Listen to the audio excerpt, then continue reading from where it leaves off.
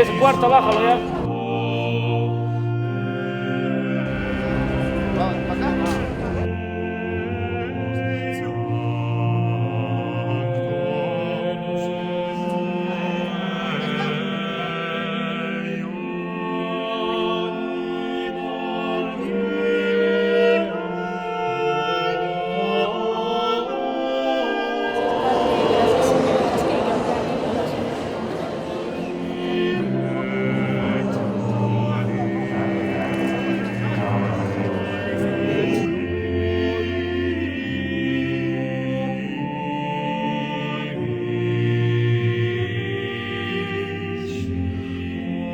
Yo me llamo Lourdes Salvatierra Quispe. Mi padre Hipólito fue músico y pionero de la cerería, ¿no? Del arte en cera. Me dedico, ¿no? A realizar las elaboraciones de las procesiones a base de cera. Y el que me apoya, me ayuda es mi hijo, que es Miguel Alexander Arriarán Salvatierra. Miguel Salvatierra, de la cerería Salvatierra. Por eso lo pusimos cerería Salvatierra, o sea, en honor a mi papá.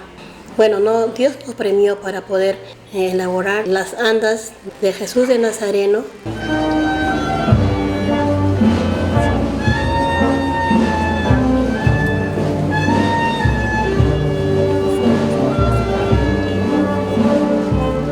Y la Pascua de Resurrección. Bueno, acá lo que estamos haciendo es el armado de la anda de Pascua de Resurrección. Cada día un estamento de la vida social prepara, celebra la fe. En una hermosa manifestación que recoge la cosmovisión andina, adornado con las ceras, que son obras de la artesanía yacuchana, la flora, la fauna, ahí están los frutos de nuestra tierra, sus aves, reconociendo la gloria de ese Jesús que ha vencido el pecado y la muerte. La Pascua es la garantía de que todo lo que ha enseñado Jesús es verdad. La Semana Santa es compartir ese amor que nos da Jesús y ser misericordioso, estar muy cerca del que está pasando dificultades.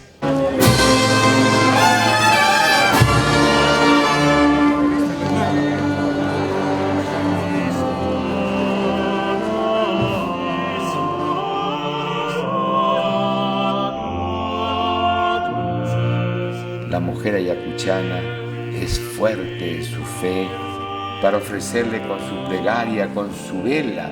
Para ellas esa luz continúa su oración, perenniza su piedad.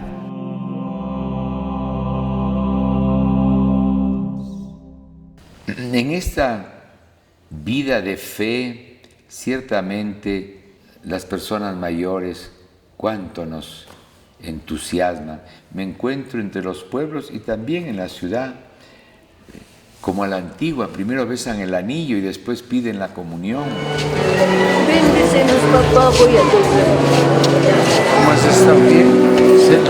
Sí, papá. Tenemos que cuidar de las mamachas, esas mujeres que nos han dado la vida, que nos han alimentado en la fe.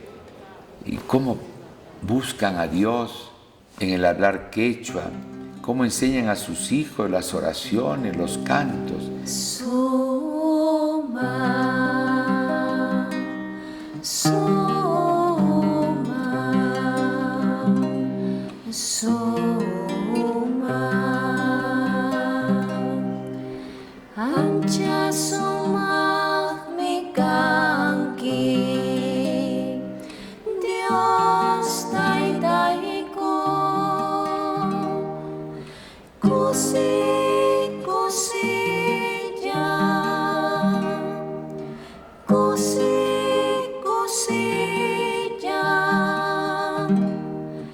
Y muchas de ellas pues también se sostienen, ¿no?, en su fe, y la fe es la que les fortalece, las levanta, y en ellas también pues hay luz, esperanza, hay mucha fe. En el nombre del Padre, del Hijo, Necesitamos, por favor, varones. 400 varones quieren ir. Por favor. Camarones, que pesa un aproximado de 4 toneladas y media. Ya con todo el armazón, todos los sitios ya, ¿no?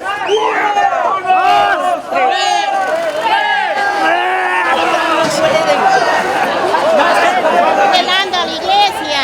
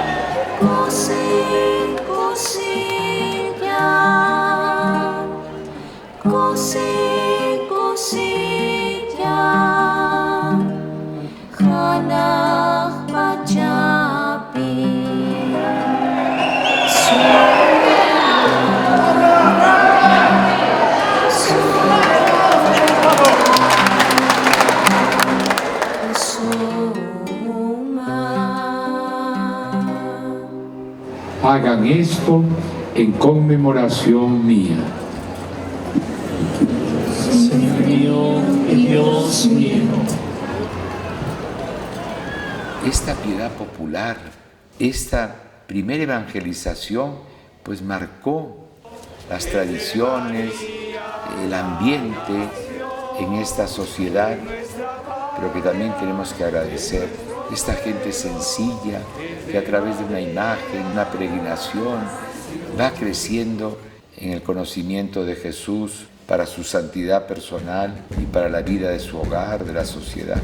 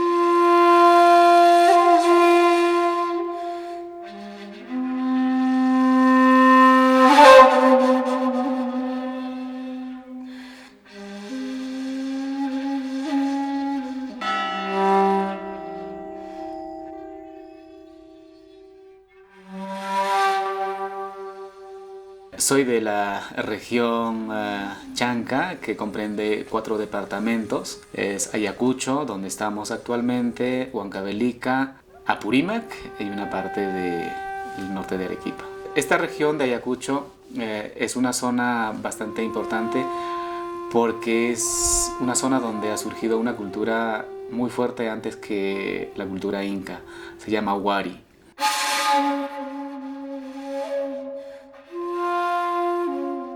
Que es exactamente previa a la cultura inca. La cultura inca ha ido desarrollándose en ese tiempo, luego somete a la cultura wari, que había desarrollado pues ya toda la planificación urbanística, por ejemplo, en cerámica, en tejido, pero fundamentalmente en la arquitectura a base de piedras. Entonces todo eso probablemente luego se recrearía en la cultura inca, en Cusco. Todas esas expresiones que nosotros vemos, de hecho como raíz, está aquí en Ayacucho, en Huari.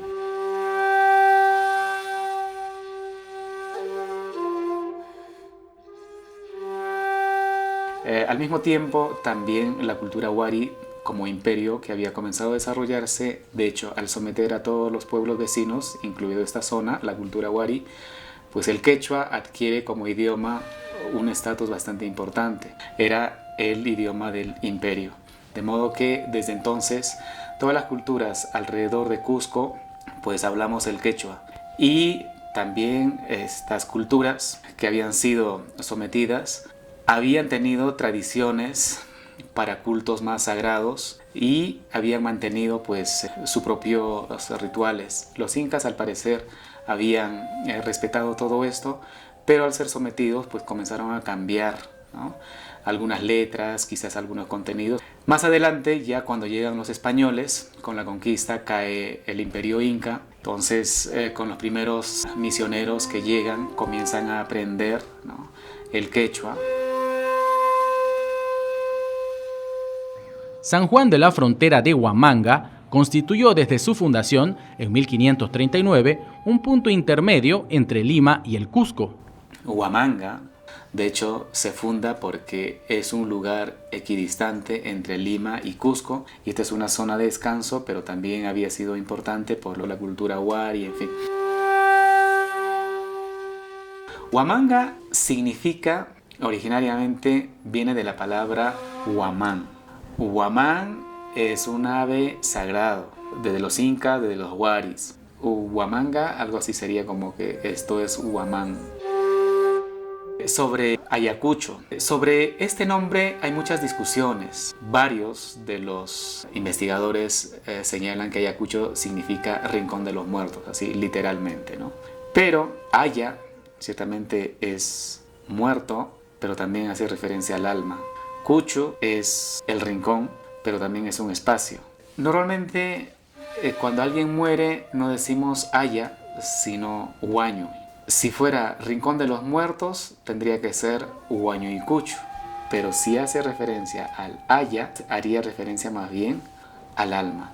Y algunos han comenzado a decir, y creo que me parece más acertado, que Ayacucho significaría algo así que el espacio del alma o la morada del alma. Ayacucho, con densa población indígena, atrajo muy temprano a diversas órdenes religiosas e impulsó la construcción de varias iglesias. Desde Cusco, a través de misiones itinerantes, los jesuitas llegaron a Ayacucho.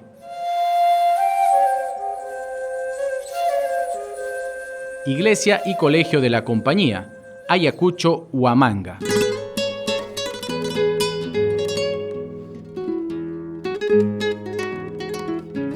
En 1605, la compañía se establece con colegio e iglesia. Huamanga llegó a erigirse como sede episcopal a partir de 1609. Cuando llegaron los padres jesuitas, establecieron aquí un gran colegio para los nativos. Por supuesto, la iglesia de la compañía. La iglesia de la compañía de una sola nave estrecha dispuesta en cruz latina con brazos extensos. A mediados del siglo XVII se inicia una lenta reconversión del templo. En 1645 fue contratado el alarife arequipeño Juan Ochoa Cárdenas y al año siguiente llega el hermano Nicolás Villanueva, maestro cantero, quien participó en las obras hasta 1649, cuando se dieron por terminadas. Fue durante ese periodo cuando se transformó la planta hasta desaparecer el crucero y se añadieron los cubos de las torres.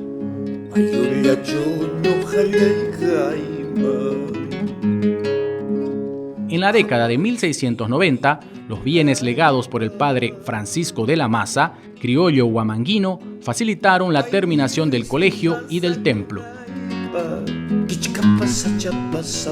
En el interior de la iglesia, el retablo mayor fue ensamblado entre 1703 y 1705 por el maestro limeño José de Alvarado. De estilo churrigueresco, su hornacina principal alberga a la Virgen de Cocharcas.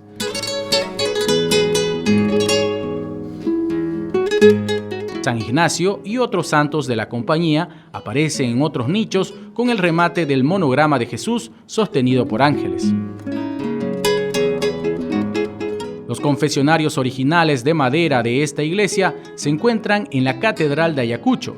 Podrían ser obra del círculo de ensambladores que trabajó en el altar mayor junto con el maestro Alvarado. Los 4 confesonarios con las imágenes de los primeros santos de la compañía están en la catedral. Es una obra barroca, muy cómoda porque hasta hoy día yo soy el penitenciario en uno de esos confesonarios.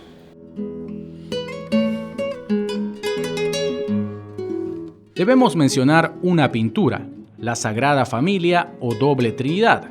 Es obra tardía del hermano Bernardo Vitti, realizada después de 1600, como señalan los historiadores José de Mesa y Teresa Gisbert. Figuras de la Virgen y de San José recuerdan a obras que Vitti pintó en Chuquisaca. No es seguro que Vitti trabajara en Huamanga, pero con toda probabilidad ejecutó esa tela para la primera iglesia. Mucho del arte del templo de la compañía no sabemos qué pasó, aunque no hace mucho alguien en Lima, por manos de un confesor, me ha hecho llegar un hermoso cuadro de San Francisco Javier mirando la China.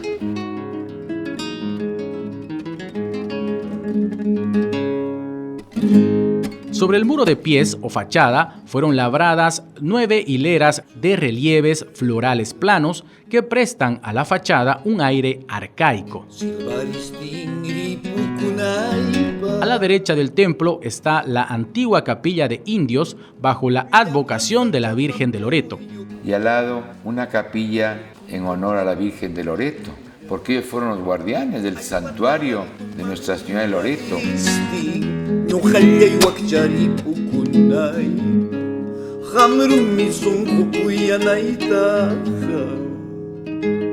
Una capilla anexa se abre a la derecha del atrio, donde actualmente funciona una escuela de música. Su portada tiene una ornamentación particular, el monograma de María sostenido por la figura de un elefante, que simboliza la castidad y la templanza. En la fachada, la entrada al templo contiene el escudo real de España, colocado después de la expulsión de los jesuitas.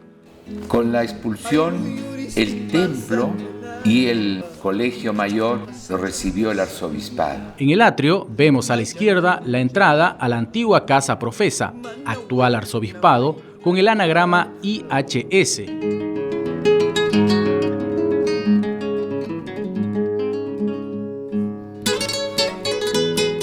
En este patio primero, muy valorado por los arquitectos, por la armonía, por el arte que encierra. El antiguo colegio de los jesuitas mantiene el claustro principal. Se compone de una sencilla arquería en planta baja, un patio con fuente y en el piso alto partes con balustrada de madera. Viendo los claustros y al fondo lo que es el comedor. Atrás, en el patio más antiguo, estaba el refectorio o comedor del colegio. Alusivas a la compañía, funciona hoy día el archivo arzobispal. Actualmente es el archivo arzobispal de Ayacucho y conserva parte de la biblioteca del colegio de la Compañía de Jesús, donde se puede observar sus paredes ornamentadas.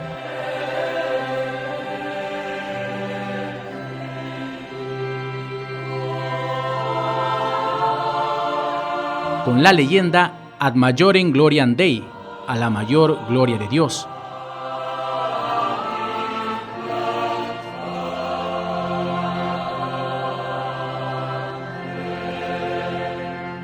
Y en la pared una pintura de la Última Cena.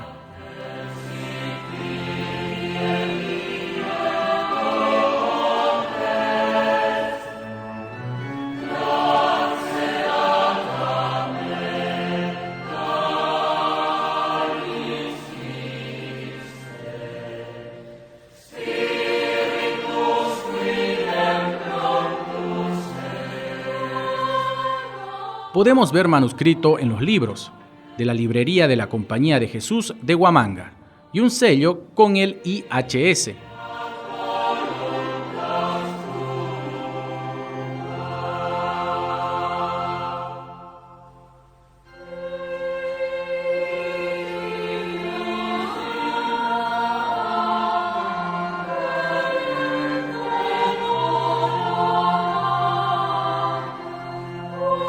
Luego de la expulsión, en 1767, es convertido en seminario diocesano San Cristóbal. Y al lado, el Centro Cultural San Cristóbal, que después de la expulsión de los jesuitas fue el seminario.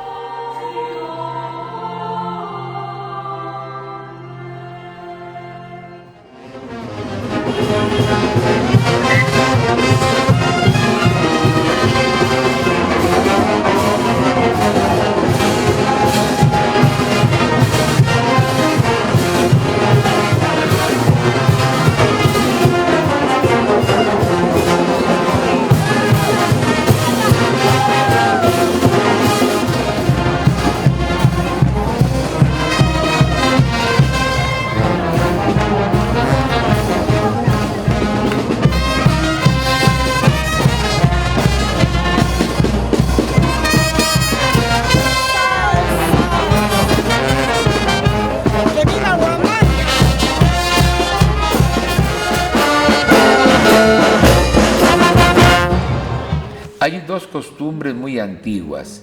La tabla de Sargua, un pueblo en la provincia de Víctor Fajardo, donde el papá o el padrino le entrega al hijo, al ahijado, una tabla. Yo le llevé al Papa Francisco y le gustó mucho, donde le recuerda lo que tiene que ser el lugar de la oración, de la amistad, del perdón, del trabajo.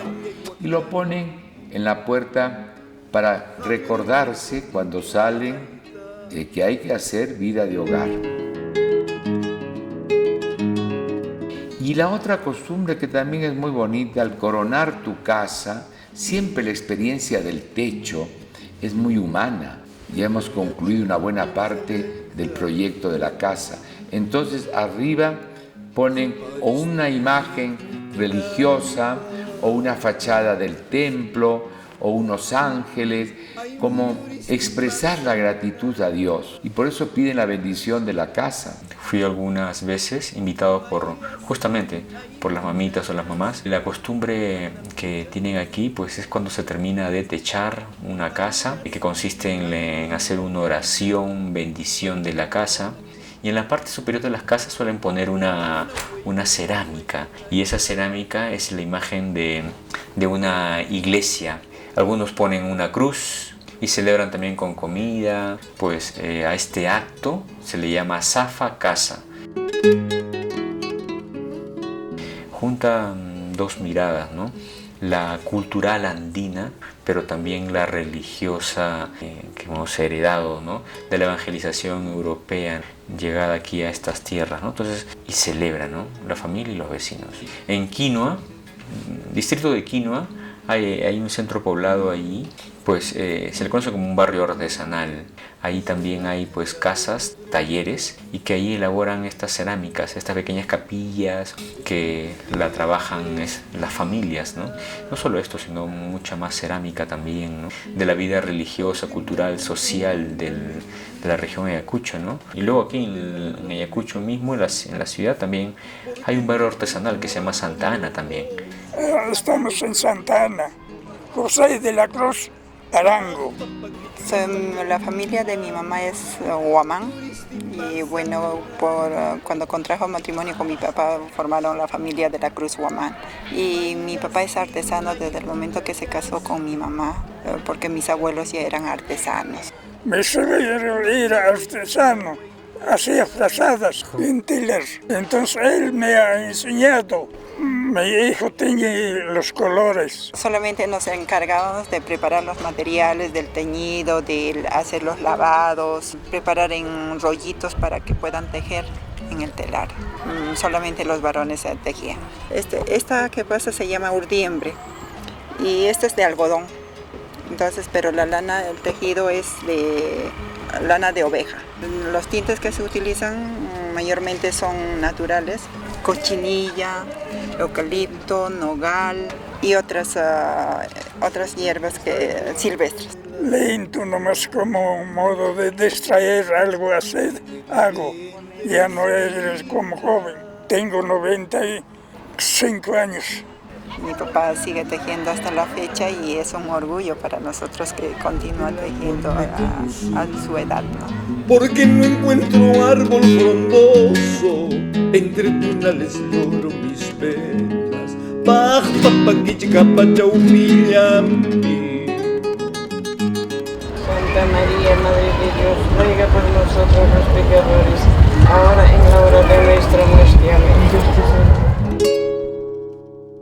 Oremos, hermanos y hermanas, en esta noche santa en que nuestro Señor Jesucristo ha pasado de la muerte a la vida. La Iglesia invita a todos sus hijos, diseminados por el mundo, a que se reúnan para velar en oración. Y concédenos que la celebración de estas fiestas de Pascua encienda en cada uno de nosotros deseos santos y que podamos llegar con corazón limpio a las fiestas de la eterna luz. Es la luz de Cristo. Demos gracias a Dios.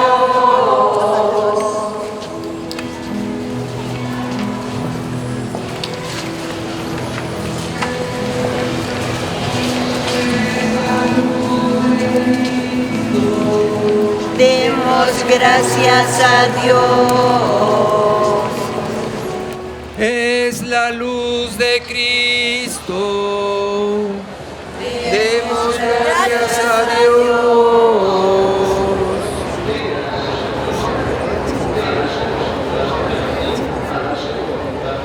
Resuene este templo con las aclamaciones del pueblo.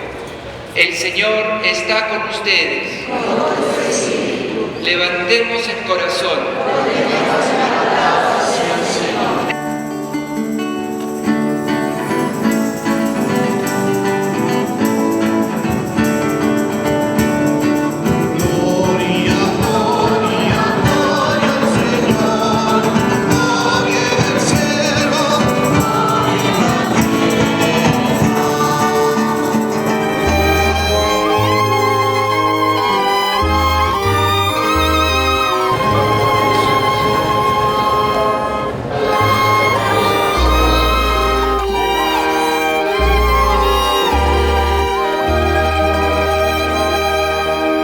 Celebramos con alegría la Pascua de Resurrección. Ya, ¿no? ¿Cómo está? Mira. Esta Semana Santa nos invita a reconocer a este Jesús que dio su vida por nosotros. En el Evangelio nos dice que fueron las mujeres las primeras en ir. Y les dice, buscan a Jesús, el Nazareno, al que crucificaron.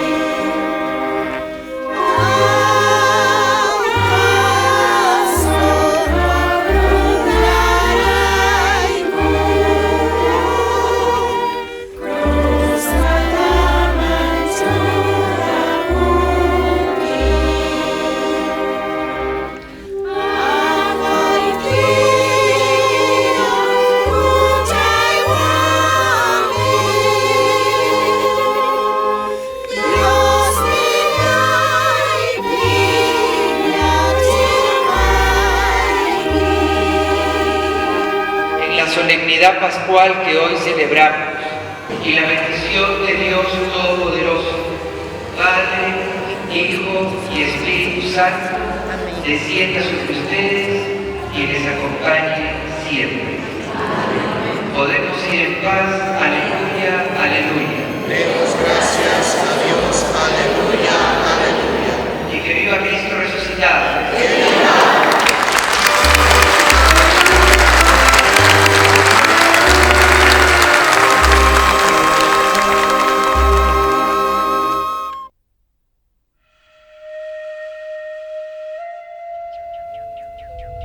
Los acueductos de Nazca.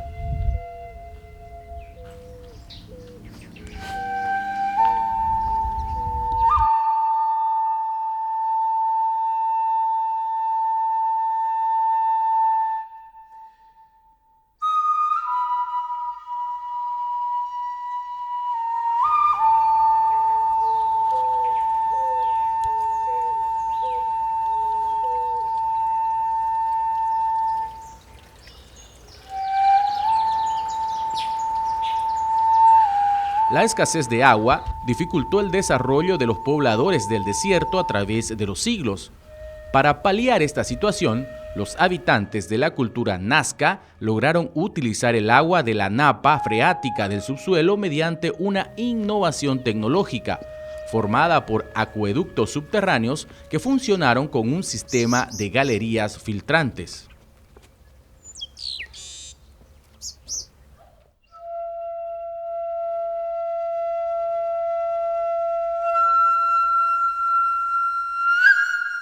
A poca distancia de la ciudad de Nazca, sobre la margen derecha del río Ingenio, se encuentran los restos de la iglesia rural de San José, Hacienda de San José de Nazca.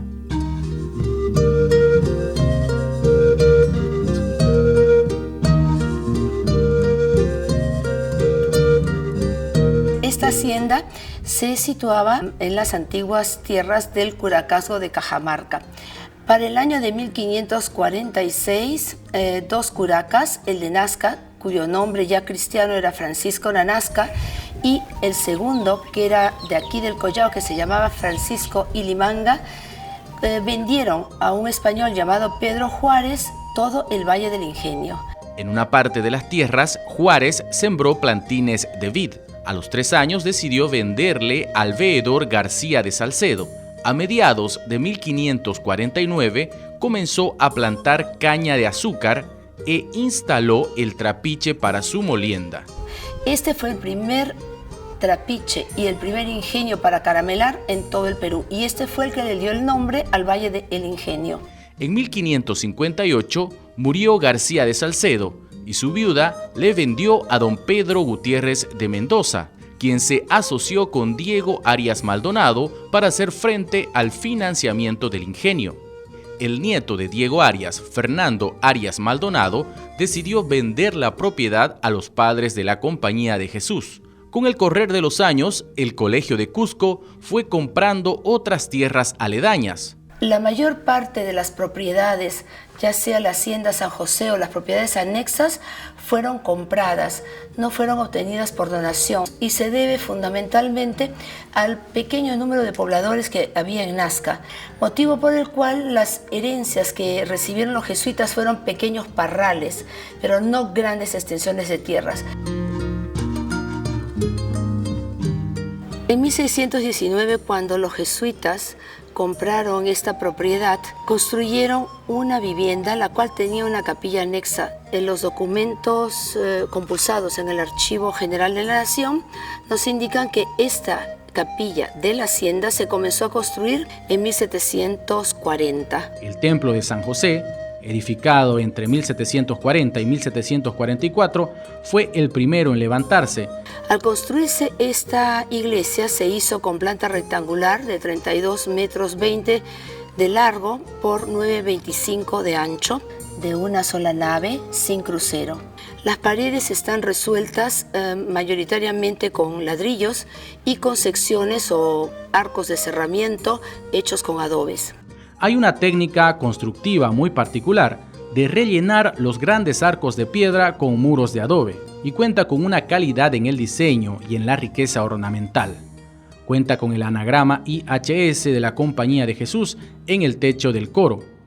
Los maestros anónimos emplearon en San José una mezcla de adobes con telares de madera y caña, todo recubierto por gruesas capas de yeso. Toda la bóveda de medio cañón corrido está hecha con cerchas o con arcos fajones armados con cerchas de madera, y luego el cerramiento se hizo con una tarima de cañas. Las cañas estaban clavadas a las cerchas mediante unas tiras de cuero sin curtir, llamado huasca, y unidos con unos pequeños clavos de media chilla.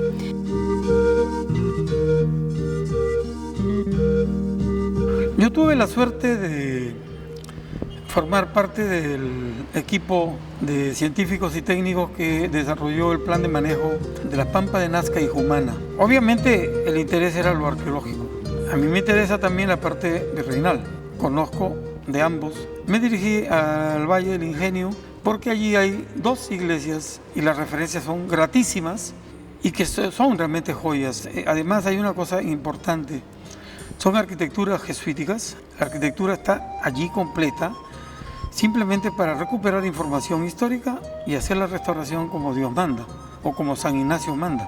Sobre el lado del Evangelio se encontraba la antigua sacristía. En una cartela dentro de la sacristía se registró con pintura mural al temple una tarja, la cual contiene la descripción, no solamente la dedicación de la iglesia a Mayor Gloria de Dios, sino también la fecha de su inauguración, que fue el 19 de marzo de 1744, día de San José. La tarja todavía se mantiene en la actualidad y documenta gráficamente la inauguración del templo. Sobre el lado de la epístola, detrás del muro testero, se encontraba la contrasacristía. Un aspecto interesante y único de esta capilla es que al ingresar por la portada de pie se encuentra una habitación que muchas veces ha sido confundida con un baptisterio. Sin embargo, las fuentes documentales nos señalan que era una capilla de la misericordia, que servía para velar difuntos y que tenía un féretro grande, uno pequeño, paños de luto sobre las paredes y bancas corridas todo alrededor para las vigilias. En el suelo de la nave también tenemos el acceso a la cripta, que está debajo de la nave central y que servía para enterrar a los religiosos y alguna persona destacada, algún hacendado destacado de las inmediaciones. La cripta de San José guarda todavía restos óseos y algunas pinturas en sus muros.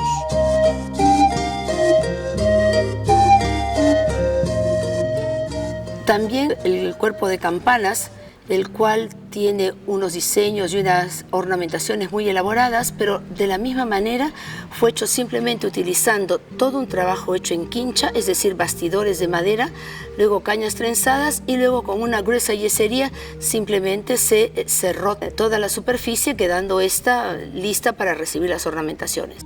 Un almohadillado invade los cubos de las torres y se extiende a los campanarios.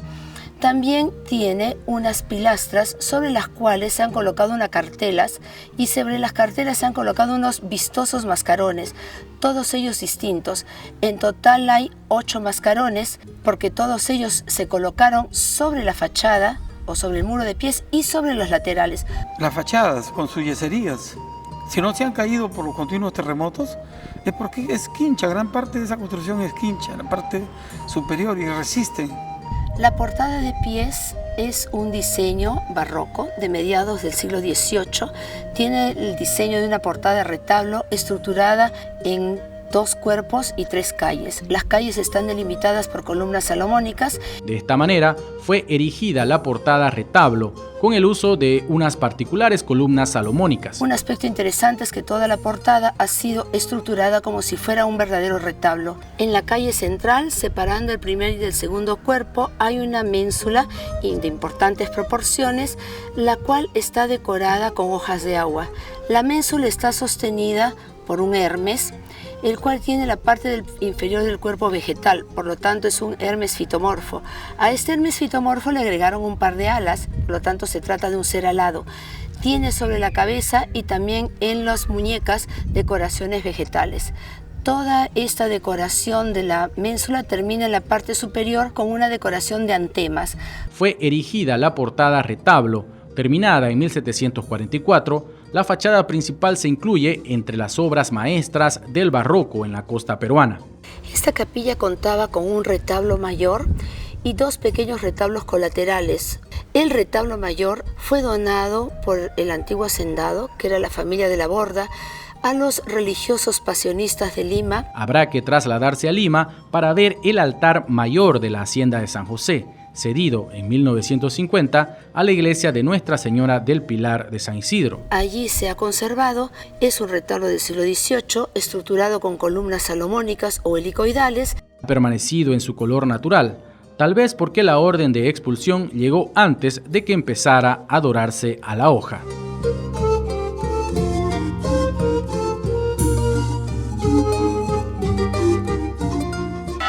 Hacienda de San Francisco Javier de Nazca.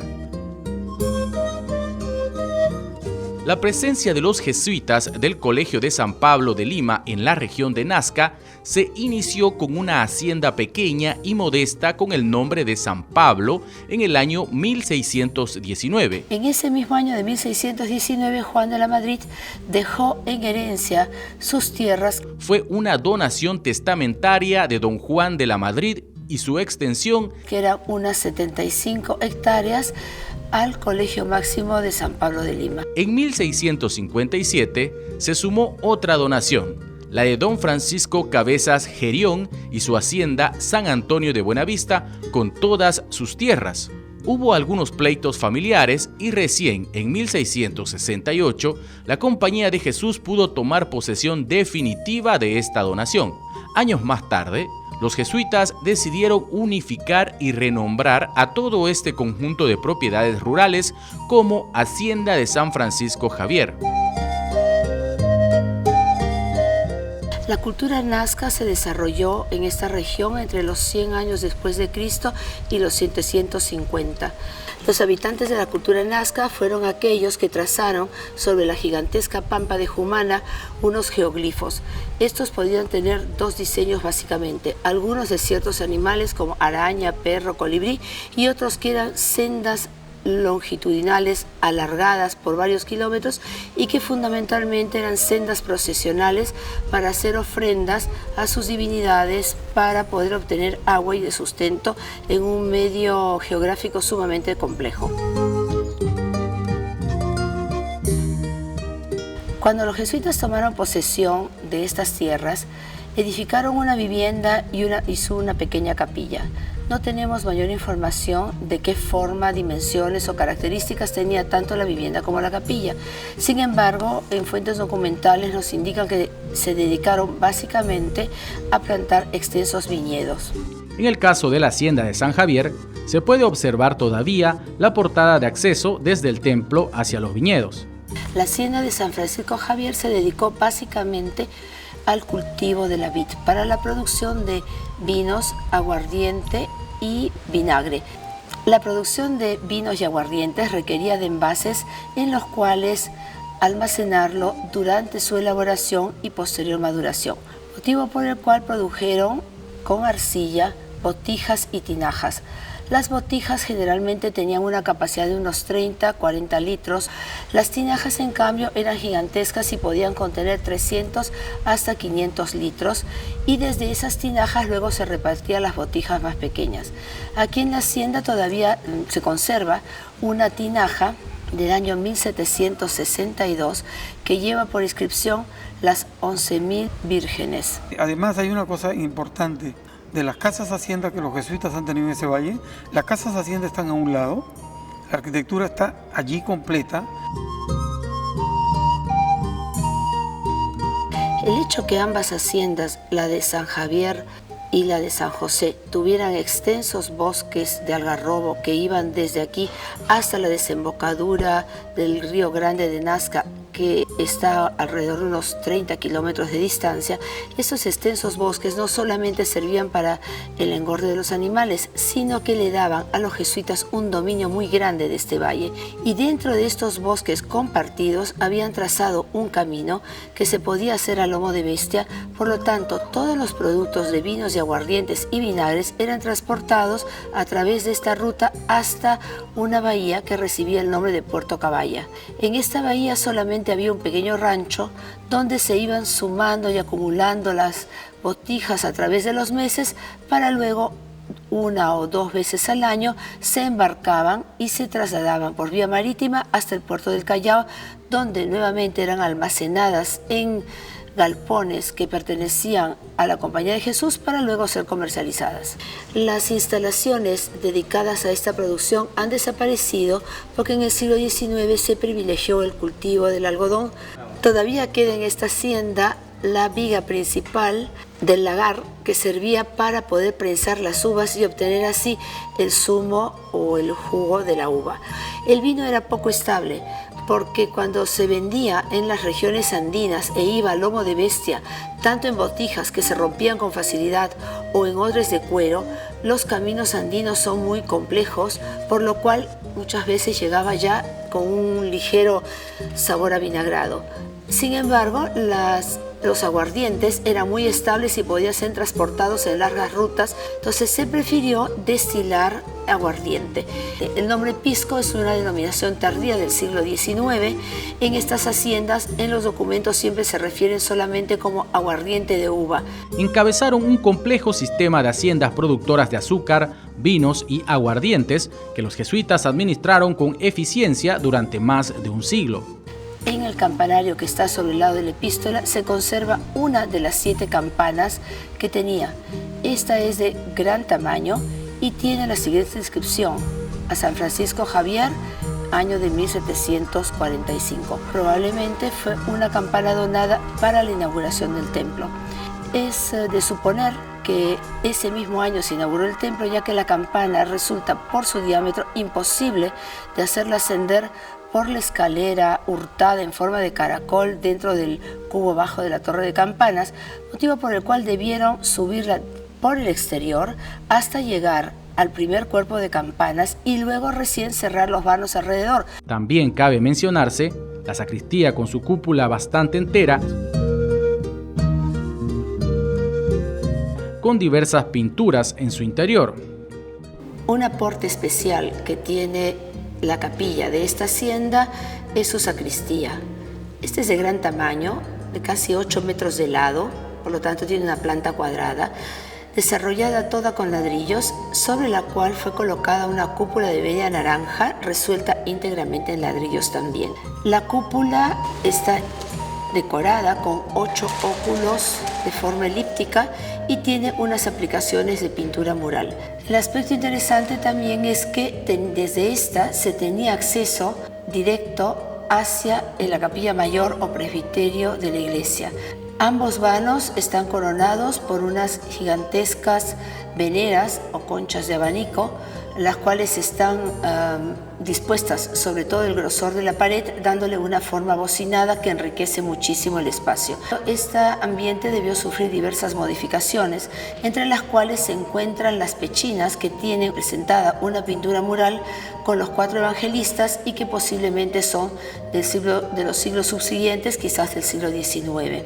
Hay también una decoración complementaria de cornucopias, querubines y figuras similares.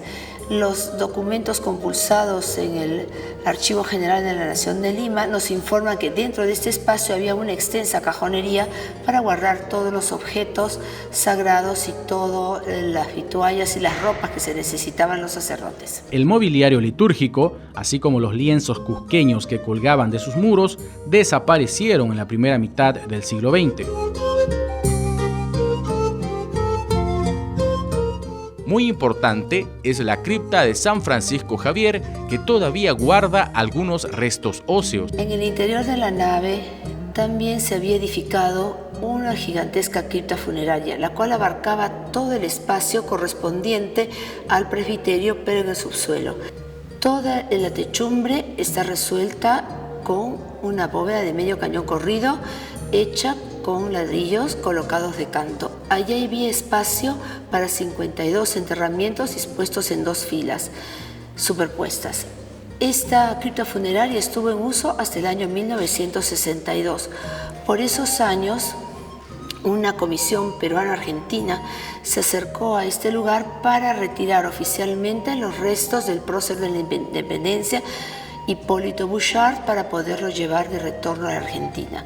Lo que ocurre es que estaba enterrado aquí porque el general San Martín le había otorgado en premio esta hacienda. Sin embargo, la mano de obra esclava se rebeló contra la gestión que estaba llevando a cabo Bouchard y en una rebelión simplemente lo asesinó, y por eso fue enterrado en la cripta funeraria de esta hacienda.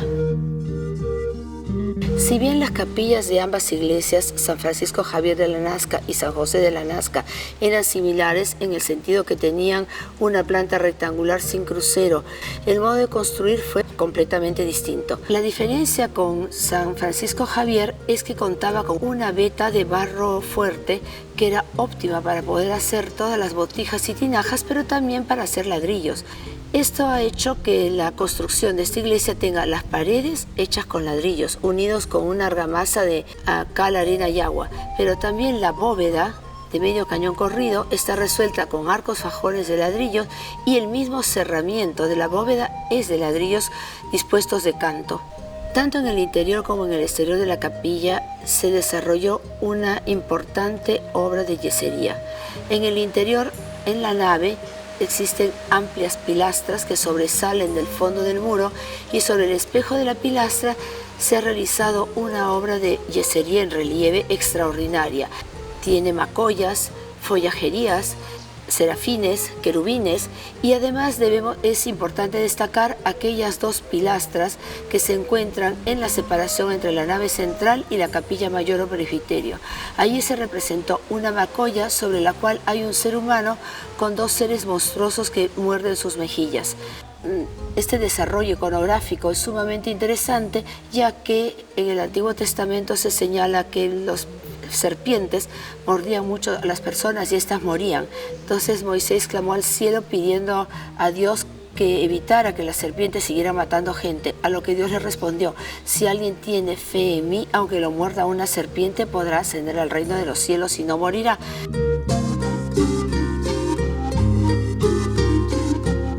Debió ser una mano de obra especializada la que construyó estas iglesias, porque se requiere de una habilidad muy especial para poder calcular la luz libre, poder armar con todos los ladrillos dispuestos de canto las bóvedas de medio cañón corrido. No es un trabajo que pueda hacer una persona sin una capacitación.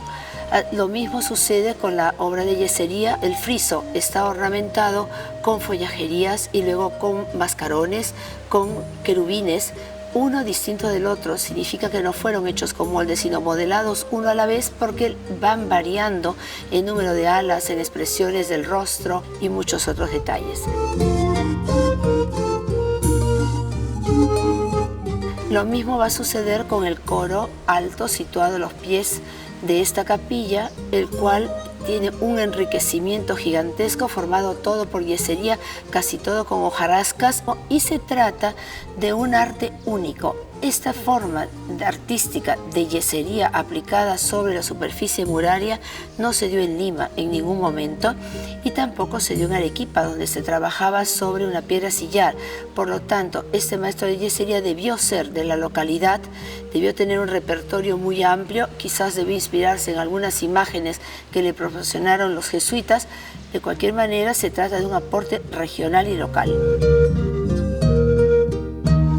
Esta única portada es retablo de 2 cuerpos y 3 calles y está formada por unas columnas lisas cuyo tercio inferior está estriado.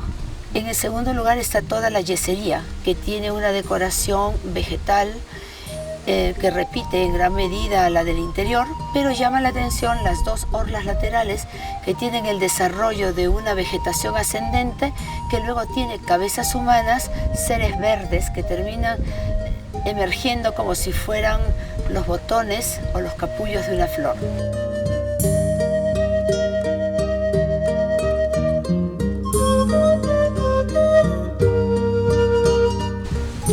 Los 24 mascarones están dispuestos tanto sobre la portada de pies como sobre los cuerpos de campanas del campanario. Todos ellos tienen rasgos distintos, por lo tanto fueron modelados uno a la vez. Algunos presentan la boca entreabierta con una argolla en la boca y con una lengua que asoma.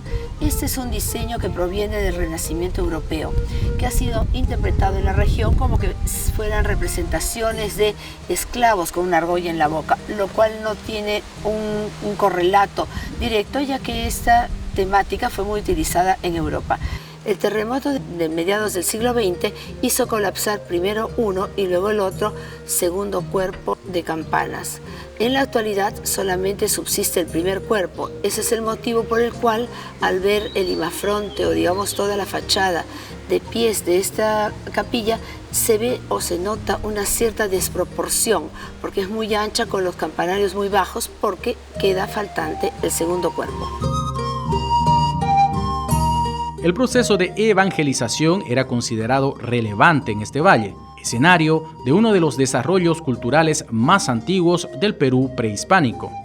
La hacienda de San José sostenía al Colegio de la Transfiguración de Cusco, mientras que San Javier estaba ligada al Colegio Máximo de San Pablo en Lima.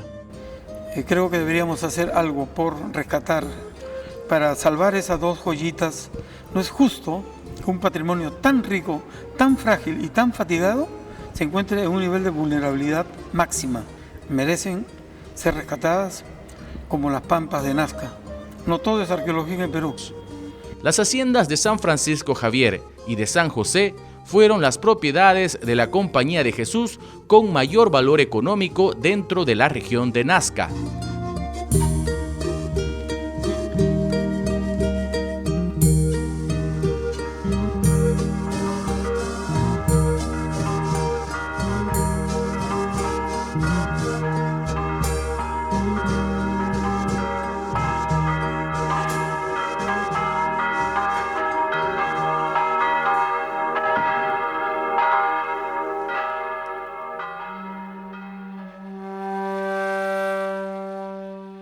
Trujillo.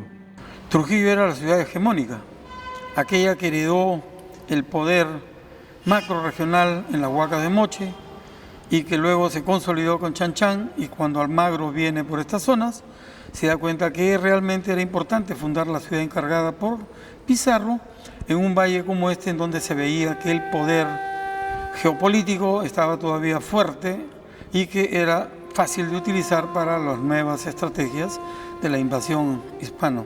Lo más importante que se conserva acá pues son las ruinas de una gran civilización llamada Chimú, Chimo o Chimor.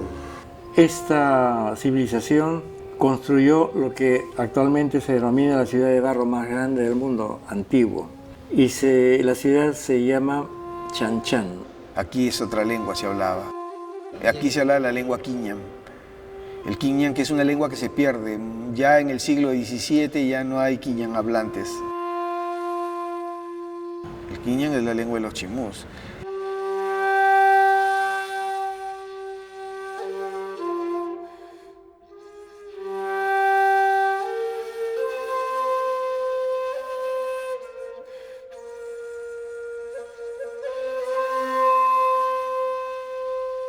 Eso en realidad comprende lo que nosotros conocemos como Chan Chan, que en lengua costeña del norte, o lengua mochica, proviene de una palabra muy complicada para pronunciar. Es X-L-L-A-N-G, Xiliang. ¿Qué significa Xiliang en la lengua mochica? Significa sol. Y duplico la palabra sol, sol significa mucho sol. Mientras que el mochica es la lengua de los lambayeque, que es otra cultura, una cultura bueno, que se prolonga, son conquistados por los chimú, pero su lengua pues sobrevivió, ¿no?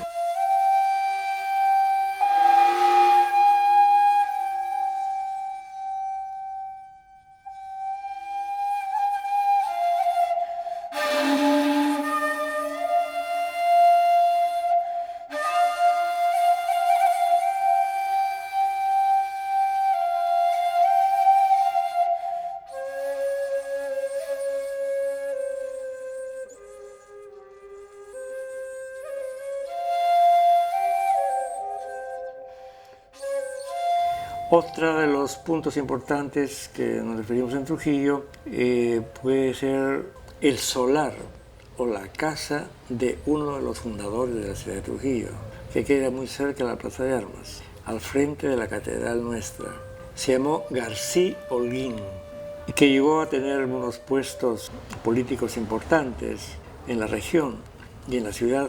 El señor Holguín es muy importante en este sentido, porque él estuvo al lado de Hernán Cortés durante la conquista de México. Luego vino acá a Trujillo y estuvo con Pizarro. Y bueno, después de fundar la villa de Trujillo, él prefirió estar en esta solariega ciudad. Eso es, digamos, uno de los elementos que nosotros estamos muy orgullosos de tener, aparte de las casonas típicas de Trujillo y las iglesias, y una de las cuales la iglesia de los jesuitas tiene pues un historial muy interesante, muy importante. Su establecimiento más importante en esa región fue el Colegio del Salvador de Trujillo y su iglesia de la Compañía. Mi nombre es Juan Castañeda Murga, soy docente de la Universidad Nacional de Trujillo y estamos aquí en la iglesia de la Compañía de Jesús.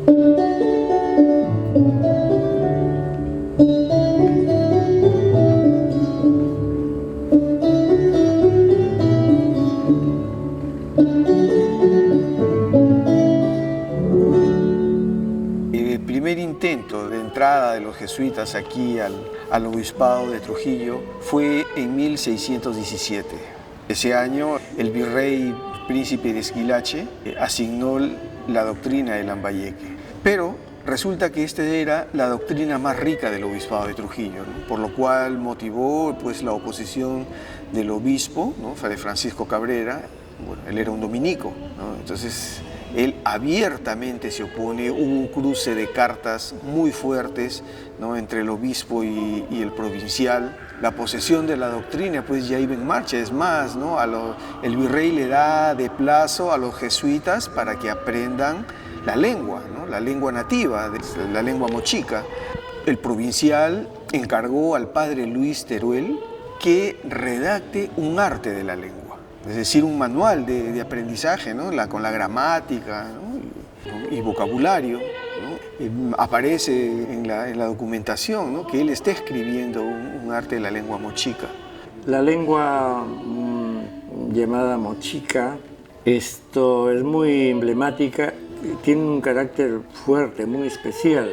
Y bueno, hay apellidos, hay nombres de pueblos, de ríos, de valles, de ciudades inclusive, que proceden de la lengua mochica.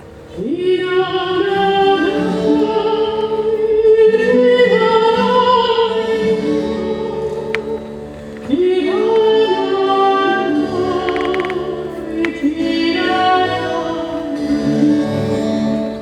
en el entretanto, en 1619 ocurre un terremoto, ¿no? El terremoto de San Valentín, porque ocurrió el 14 de febrero.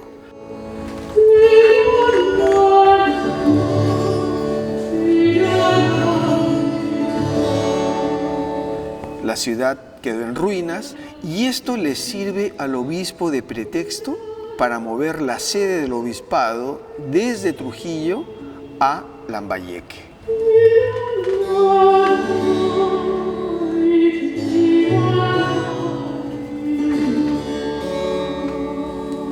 Lo cual no contó con la anuencia de todo el cabildo catedralicio, y el obispo lo hace, ¿no? A los pocos días del terremoto, él se está mudando a Lambayeque. El virrey le escribe, tiene que volverse rápido a Trujillo. Los jesuitas también escribieron quejándose al obispo por esta medida. Los curacas de Lambayeque hacen una carta pidiendo la entrada de los jesuitas. El obispo responde drásticamente, incluso ordena que trasquilen a uno de ellos, pero a los pocos días el obispo muere.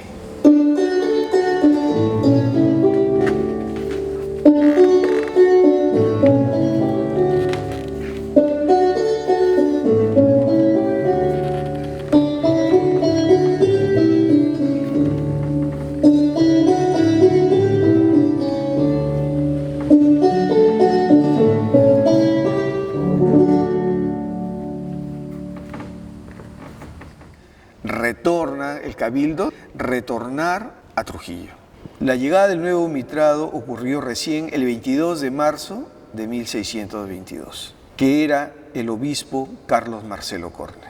Uno de los que ayudó a hacer precisamente este templo fue Carlos Marcelo Corne, el quinto obispo de Trujillo y además trujillano de nacimiento.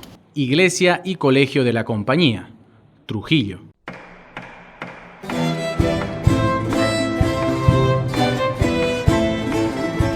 Resulta que Corne, era un criollo, nacido aquí en Trujillo, pero se había formado con los jesuitas en el Colegio de San Martín, ¿no? Entonces él sí manifestó interés en que los jesuitas se instalen aquí en Trujillo. Entonces este solar, aquí en la esquina de la Plaza de Armas, era la casa del obispo, la casa personal, digamos, no el palacio arzobispal, ¿no? Entonces les da su casa y luego adquirieron las propiedades adyacentes.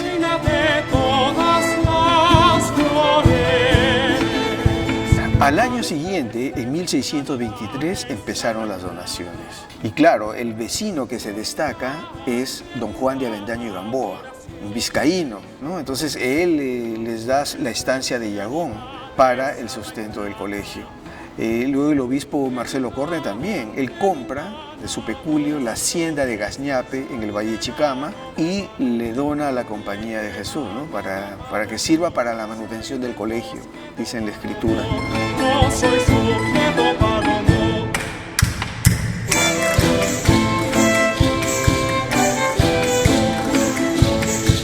El obispo Marcelo Corne tenía interés en la fundación de un seminario, pero para ello quiere que primero se funde un colegio, copiando el modelo del obispo Larraya en el Cusco, es decir, que los seminaristas, ¿no?, se formen primero en el colegio jesuita, ¿no? Pero el colegio abre sus puertas recién en 1627.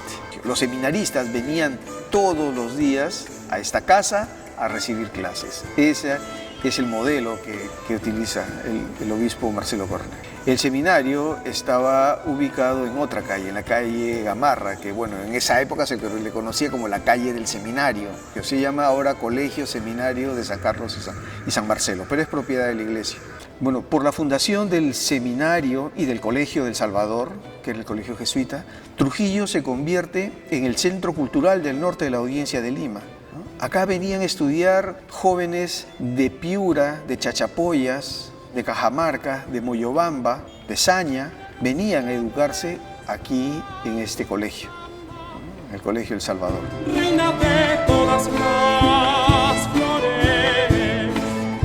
Del antiguo colegio permanece el claustro principal, íntegramente restaurado en años recientes.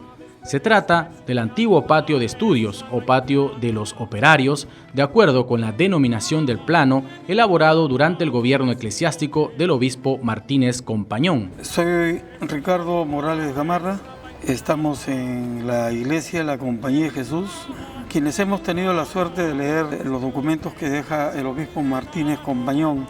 Entonces ahí se ve lo importante que es esta iglesia. La presencia de los jesuitas en el norte de Perú solo se da en Trujillo y en esta iglesia.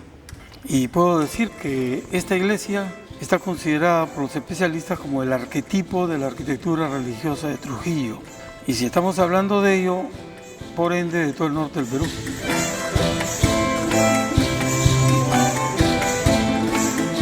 Entonces, esta iglesia, por ejemplo, es muy importante cuando trabajamos la construcción de la Catedral de Trujillo. Han habido muchas polémicas respecto al autor, al arquitecto.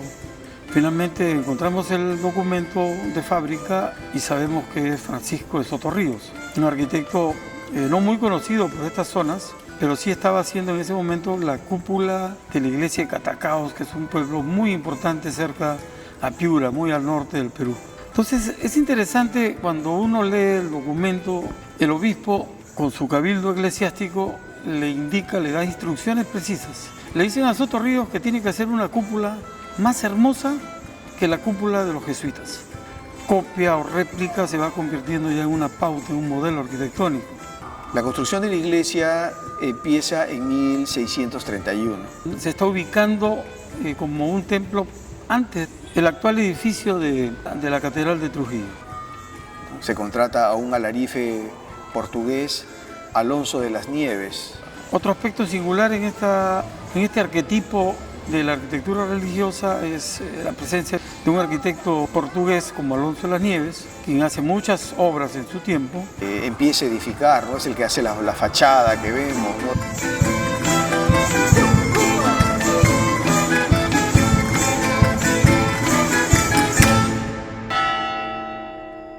Y estas 4 pechinas que nosotros vemos aquí en la iglesia también marcan una pauta. No hay iglesia en Trujillo que no tenga las pechinas decoradas con los evangelistas. Entonces estos evangelistas para nosotros tienen un valor importantísimo porque marcan una manera, no voy a decir estilo, sino simplemente seguir una huella de lo que hace don Diego de la Puente, que es el maestro jesuita, que pinta estos 4 evangelistas. Lo que vemos nosotros aquí en esta pintura de don Diego de la Puente, como todos los jesuitas, como Bernardo Vitti, que es el más importante, es una expresión del barroco en donde los movimientos de los paños, los drapeados son realmente bastante enérgicos. Hay que entender que el barroco en Trujillo del siglo XVII es un barroco muy clásico, cauteloso en su expresión. Estudiar el periodo barroco en Europa necesariamente nos impone estudiar lo que sucede en América.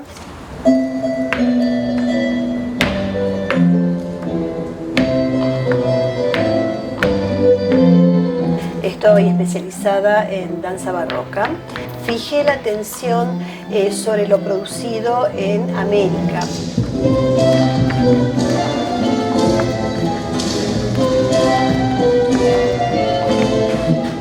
Todo esto se dio gracias a una invitación hecha por un director argentino de música barroca de una orquesta denominada La Chetra, que me propuso investigar y trabajar sobre las danzas del Códice Martínez Compañón, que es un códice del Virreinato del Perú del siglo XVIII. Y necesitaba sin duda meterme en ese mundo cultural, en ese mundo social, en ese mundo coréutico para alcanzar a hacer un trabajo de reconstrucción. Y para eso tuve que estudiar mucho, porque los que estamos trabajando en barroco necesitamos tener una mirada muy cuidada sobre los repertorios que estamos ejecutando.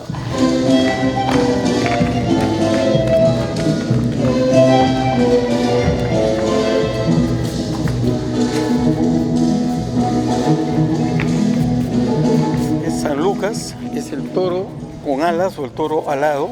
Está San Lucas con su cuaderno, con la pluma, y en el árbol está colgando un retrato de la Virgen.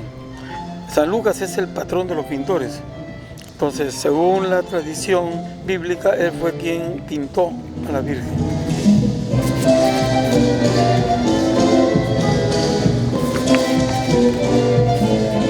San Mateo también en su actividad de evangelista, registrando toda esta historia sacra de Jesús. Y lo interesante ahí, para quienes no recuerdan mucho el arte virreinal, es el ícono de San Mateo es el hombre, no es el ángel. Lo que aparece ahí es un ángel, pero en realidad es un hombre con alas.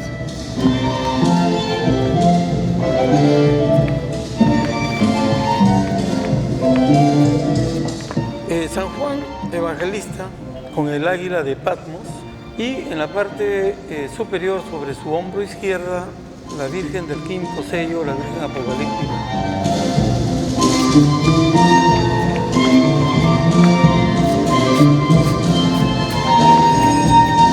San Marcos es otro de los evangelistas, con su ícono o atributo iconográfico, que es el león alado. Es una representación más seria, en donde el rostro está demostrando cierto carácter. Pienso que debe ser el carácter del pintor.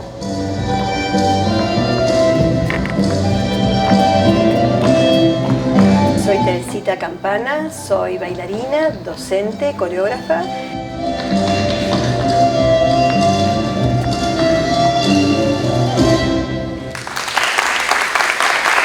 Tras la expulsión de los jesuitas, Todos sus bienes pasaron a una junta de temporalidades y en 1785 la junta se le entrega este colegio al obispo Martínez Compañón. Obispo Baltasar Jaime Martínez Compañón. Nació un 6 de enero de 1737 en la villa de Cabredo, Navarra, siendo rey de España Carlos III. En 1759 adquiere el grado de licenciado en Derecho Canónico en la Universidad de Oñate y 2 años más tarde asume el cargo de rector en esa casa de estudios. Su relación con el Perú se inicia en 1768 cuando llega al puerto del Callao con el cargo de cantre de la Catedral de Lima. Luego de una estancia de 11 años en Lima, en 1779, viaja a Trujillo ya en calidad de obispo. El obispo Martínez Compañón destinó el local jesuita a seminario diocesano y actualmente es sede de la Universidad Nacional de Trujillo, fundada en 1824. Lo que hace el obispo es los ornamentos, pues, ¿no? Casullas, dalmáticas, copones, se envían a parroquias pobres, así como se empieza a desmantelar los retablos. ¿No? Hoy el retablo de San Ignacio de Loyola, ¿no? Lo podemos ver en la iglesia de la Merced. Una labor realmente interesante, hizo un viaje a todas las provincias. Bueno, él pensó de que tenía que tener un informe a la corona española sobre su obispado.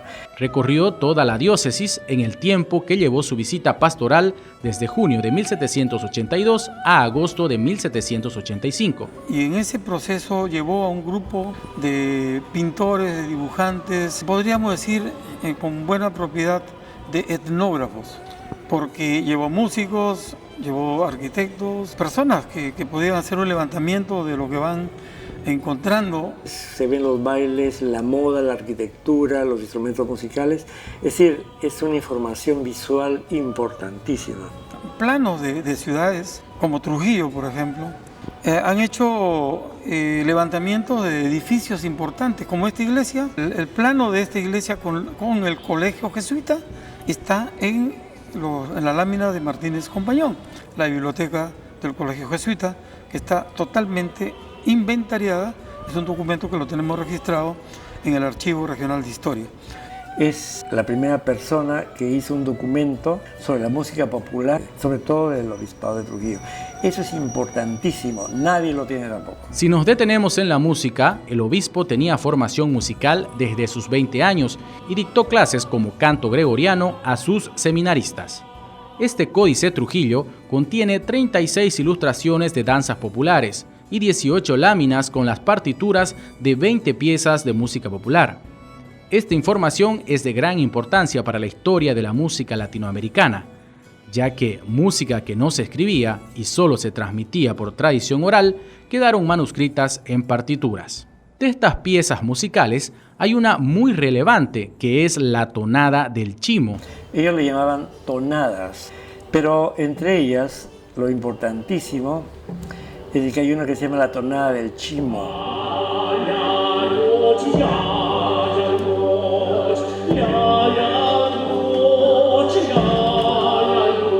Hay una tonada del chimo que está cantada en la antigua lengua mochica o moche. Fue una población que fue en cierto momento dominada por la cultura chimú y luego por los incas.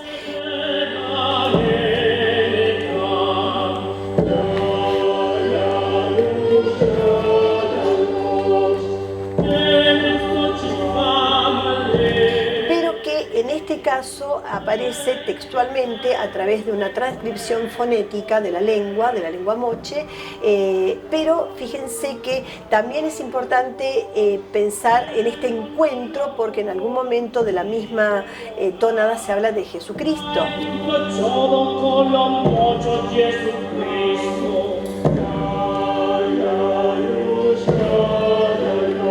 Toda mi tesis de investigación tiene que ver con la idea de la identidad y de los encuentros entre estas tres identidades, el mundo de lo europeo, el mundo local, lo nativo y el elemento negro propio del hombre esclavizado. En este códice hay distintas identidades que nos van diciendo justamente las letras de qué está hablando cuando estamos bailando las cachuas y tonadas.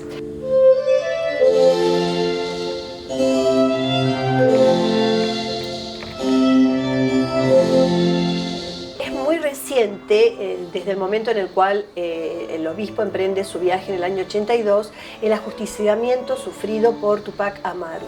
Y esto significó en el mundo y en la ideología del habitante del Virreinato del Perú como una pérdida de la utopía, o sea, la imposibilidad de una reconstrucción del antiguo imperio incaico.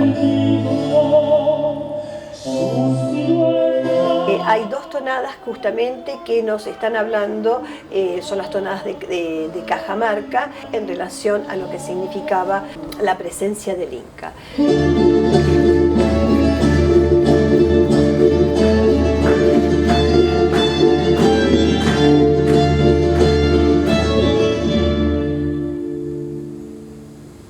La cachua también es una danza precolonial y es una forma también de compás binario. Hay cachos que hablan de la natividad de Cristo, de la celebración al nacimiento de Cristo nuestro Señor.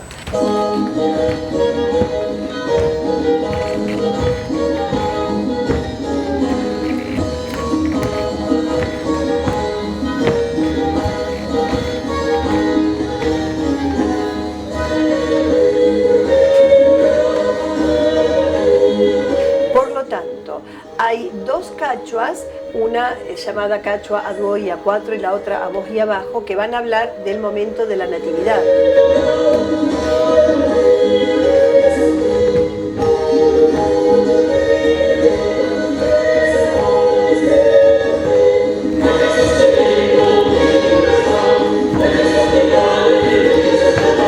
Hay una tercera cachua serranita, que habla de la celebración de la Virgen. Por lo tanto, este mundo religioso también es un mundo al ser tenido en cuenta, porque nos estará hablando de un determinado tipo de celebración que se hace en un contexto específico.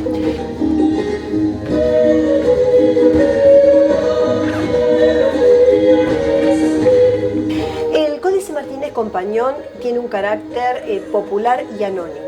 No tiene, digamos, ninguna identidad en especial que nos dé cuenta sobre alguien que dejó determinadas las danzas.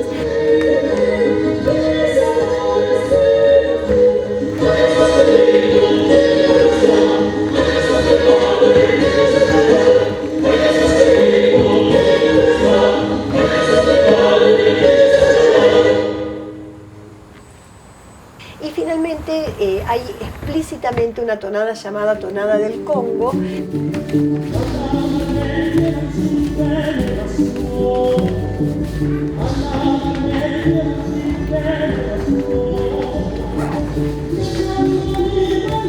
Muestra a través de su letra toda una evocación de la tierra africana.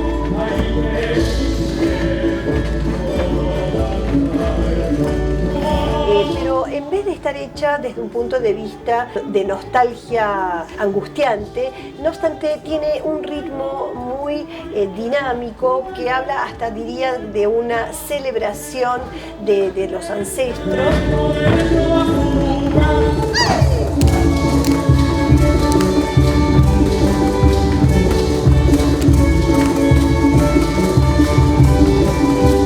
Hay una nostalgia por la tierra perdida, pero sin embargo hay un ritmo muy vivaz y muy dinámico que hace sí que hoy lo podamos pensar en relación a los festejos que son parte de la comunidad afroperuana y que son, insisto, dislocamiento del cuerpo con una energía exacerbada y muy afín a otras danzas de origen africano que están en América del Sur.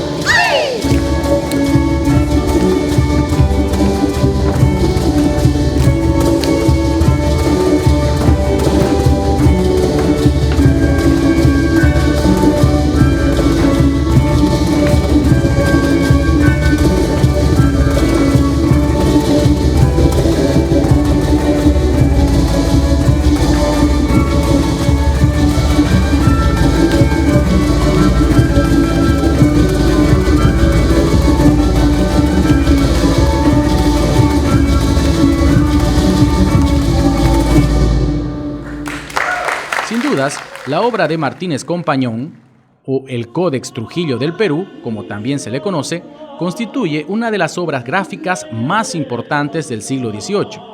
La información recopilada en estos 3 años pasa por temas como la arqueología, antropología, pedagogía, folclore, geografía, demografía y urbanística, además de las ciencias naturales y las lenguas. Deja un legado de 43 voces castellanas con sus equivalentes en 8 lenguas nativas. Esta incansable labor está comprendida en 9 tomos que reúnen más de 1.400 acuarelas, realizadas por autores anónimos seleccionados por el obispo. Actualmente estos volúmenes están en la Biblioteca del Palacio Real de Madrid y posteriormente se publicaría en el libro Trujillo del Perú. Martínez Compañón, muy a su pesar, abandona Trujillo en 1791 para asentarse en Santa Fe de Bogotá como nuevo arzobispo, quedándose allí hasta su muerte en agosto de 1797.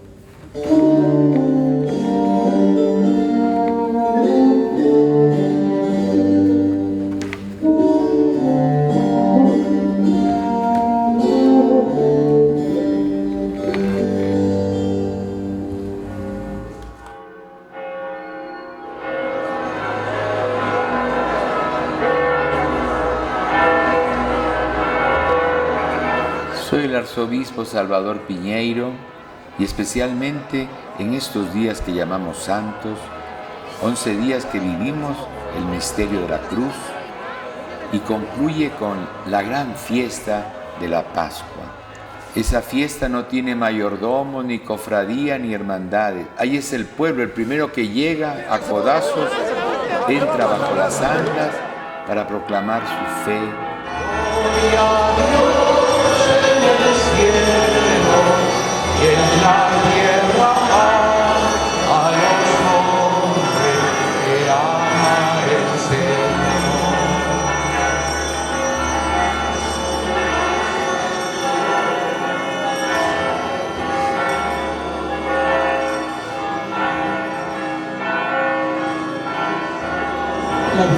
Por favor, dejen sitio.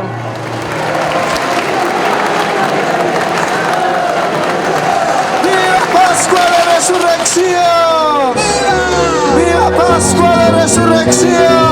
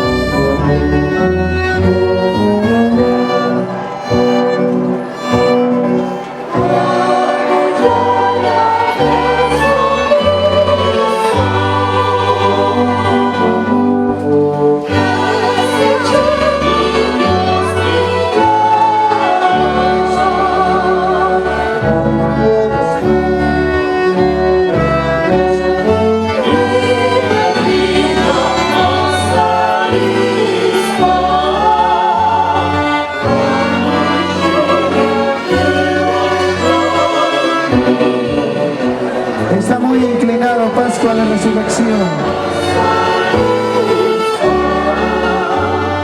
¡Jesús, dame fuerza!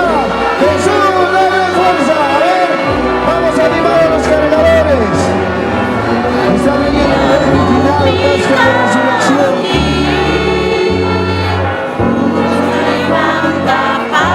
¡Cristo!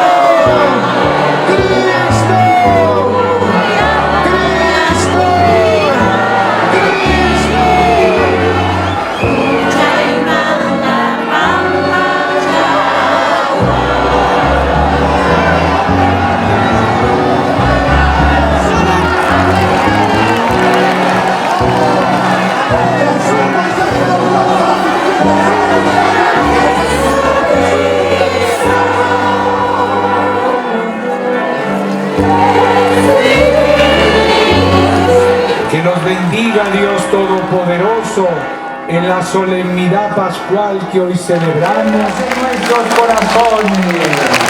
¡Viva el Señor de la Pascua! ¡Ayacucho! ¡En Semana Santa!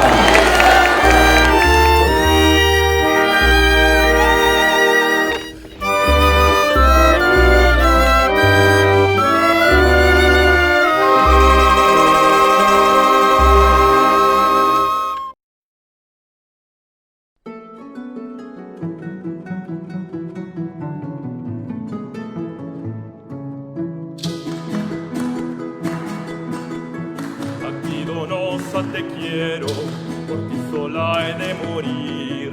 A ti, Donosa, te quiero, por ti sola he de morir. No rehuses en mandarme, Chinita, Donosita, parientita. No rehuses el mandarme, que te pretendo servir. No rehuses el mandarme, que te pretendo servir. Adiós, Chinita, adiós, hermosa. Adiós, Chinita, adiós, hermosa. Adiós, lindita, adiós, Donosa. Adiós, lindita, adiós, Donosa. Arande, arande, Chinita.